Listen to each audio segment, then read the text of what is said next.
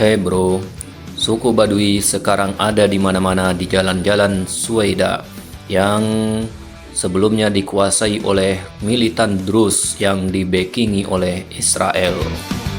Siapa sebenarnya suku Baduy ini? Suku Baduy Arab di Suriah adalah kelompok etnis Arab yang secara tradisional hidup secara nomaden di padang pasir Timur Tengah, termasuk Suriah.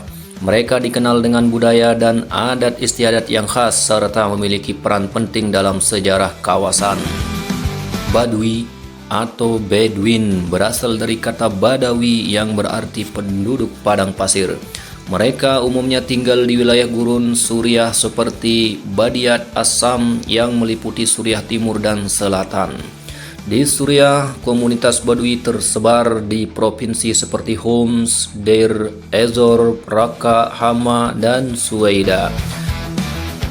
Karakteristik sosial mereka yaitu bergaya hidup tradisional. Awalnya nomaden dengan pengembalaan unta dan domba sebagai sumber utama ekonomi. Bahasa yang mereka gunakan yaitu dialek Arab Baduy, sedikit berbeda dari dialek urban Suriah. Struktur sosial yaitu berbasis klan atau kabilah dan sangat menjunjung tinggi kehormatan serta solidaritas suku. Apa peran Baduy Arab Suriah ini dalam konflik baru-baru ini? Baduy sering menjadi kekuatan yang dapat mempengaruhi situasi keamanan di Suriah karena struktur suku mereka yang kuat. Dalam konflik Suriah, beberapa kabilah Baduy bergabung dengan kelompok oposisi, sebagian lainnya mendukung pemerintah, dan ada yang tetap netral. Suku Baduy di Suwaida, wilayah ini mayoritas dihuni oleh komunitas Druze, namun terdapat juga kabilah Baduy yang sering berinteraksi atau bersekutu dengan kelompok Druze dalam situasi tertentu.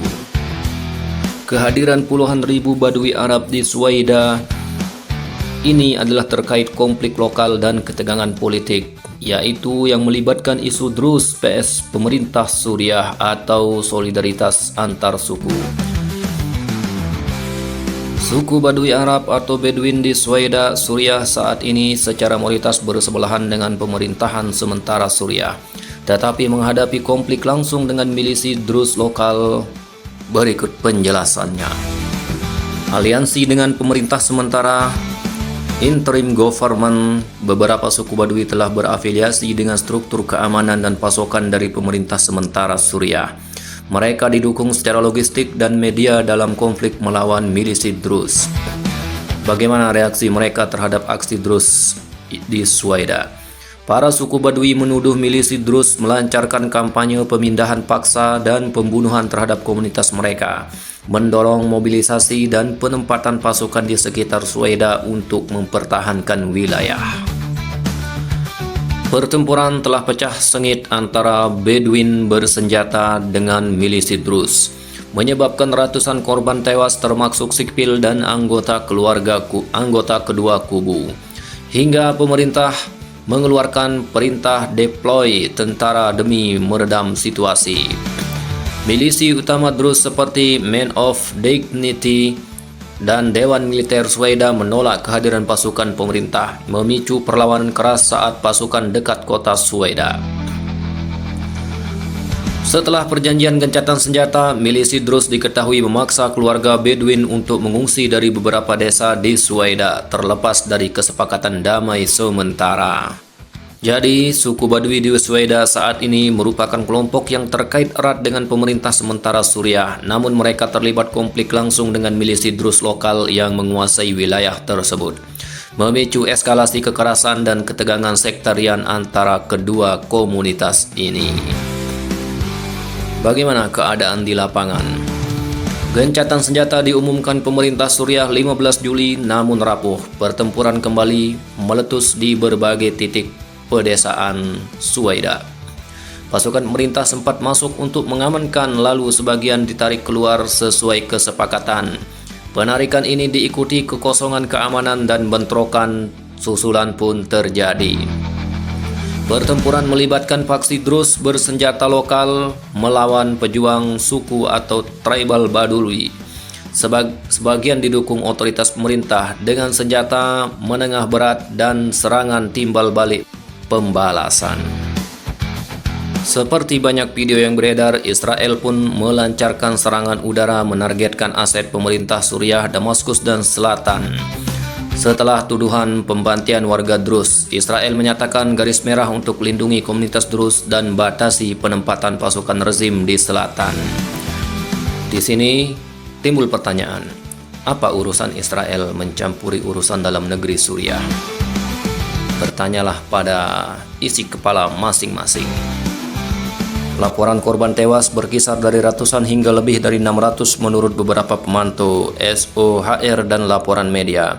Sebagian laporan fase awal bentrokan lebih dari 30 orang tewas menurut data pemerintah. Kemudian angka meningkat tajam saat kekerasan meluas. Pemantau independen sempat menyebut 99 tewas pada update berikutnya. Laporan lain menyebut lebih dari 350 orang korban setelah rangkaian bentrokan dan pembalasan dengan klaim lebih tinggi muncul di liputan lanjutan. Beberapa sumber lokal menyampaikan temuan jenazah di jalan-jalan dan rumah yang dijarah. UNHCR menyoroti angka 254 orang tewas hanya dalam 4 hari pertempuran intens. Menurut Syrian Network for Human Rights, menunjukkan skala kekerasan tajam dalam periode singkat. Atas kejadian ini diperkirakan pengungsian besar hingga lebih dari 80.000 orang terdampak atau dipindahkan sementara menurut beberapa laporan media dan pejabat bantuan. UNHCR sedikitnya 2.000 keluarga dan terus bertambah terpaksa mengungsi akibat pertempuran dan kebuntuan akses jalan. Laporan lain menunjukkan ratusan keluarga Badui meninggalkan desa-desa di Suwaida menuju Daraa setelah tekanan dan pengusiran oleh kelompok-kelompok Druze bersenjata meski ada gencatan senjata. Pertempuran yang terjadi juga mengakibatkan pemadaman listrik secara luas, kerusakan jaringan distribusi menghambat pompa air, dan terjadi krisis air bersih. Pasar dan bakri tutup, kekurangan tepung dan pangan pokok meningkat. Layanan kesehatan lumpuh atau terbatas akibat risiko keamanan dan pemadaman daya rumah sakit kewalahan menangani korban luka. Di sisi lain, pemerintah atau presiden interim yaitu Ahmad Al-Shara mengumumkan prioritas melindungi warga Druze dan menyerahkan keamanan internal Suwaida kepada pemuka lokal dan faksi-faksi setempat dalam kerangka gencatan senjata, namun implementasi tidak stabil. Beberapa laporan menyebut unsur pemerintah dan elemen yang berafiliasi dengannya berada di sisi kelompok Badui dalam fase awal bentrokan. Isu ini memicu kemarahan Druze dan intervensi Israel. Tuduhan eksekusi lapangan dan penjarahan oleh pasukan pemerintah atau sekutu memicu eskalasi. Pemerintah kemudian memerintahkan penarikan dan negosiasi ulang. Namun, kelompok Druze termasuk berbagai milisi lokal menolak sebagian penempatan pemerintah dan dituduh melakukan pengusiran paksa komunitas Badui setelah penarikan pasukan negara. Bagaimana posisi suku Badui setelah kejadian ini? Secara opsional di lapangan, sejumlah formasi pejuang Badui tampak bersekutu secara taktis dengan unsur pemerintah Suriah. Setidaknya pada fase intervensi awal, namun hubungan ini fluktuatif dan sangat lokal. Tidak berarti seluruh komunitas Badui homogen.